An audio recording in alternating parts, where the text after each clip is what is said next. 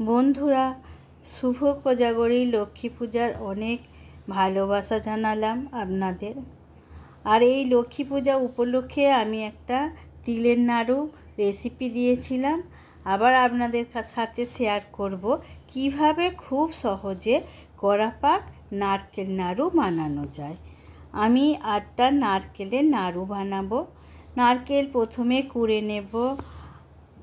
তারপর 8টা নারকেলের জন্য আমি 2 কেজি আখের গুড় নিয়েছি। নারকেলগুলো ছিল মিডিয়াম সাইজে। কড়াই একটু সামান্য জল দিয়ে গুড় দিয়ে দেব। নাড়ুর টেস্ট বাড়ানোর জন্য এই সময় একটু আদা গুড়ের মধ্যে গ্রেট করে দিয়ে দেবেন। আর গুড় ভালো করে পাক করে নিতে হবে। খুন্তিটা কাত করলে দেখবেন একটা সুতোর মতো গুড়টা ঝরছে, তখনই দিতে হবে নারকেল কোড়ানো। গুড়ের সাথে নারকেল ভালো করে একটু হাতে সময় নিয়ে পাক করতে হবে। প্রায় 20 মিনিট সময় লেগে যাবে।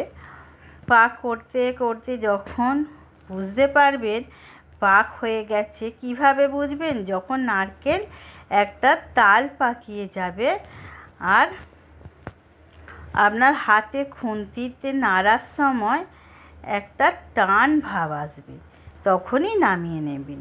একটা বড় পাত্রে মিলে দেবেন আর অল্প গরম থাকতে থাকতে 2 হাতে তালুর সাহায্যে গোল পাকিয়ে নেবেন।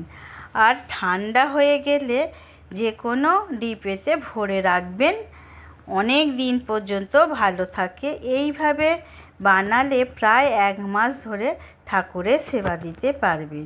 এই নাড়ুকে আবার অনেকে আনন্দ নাড়ুও বলে।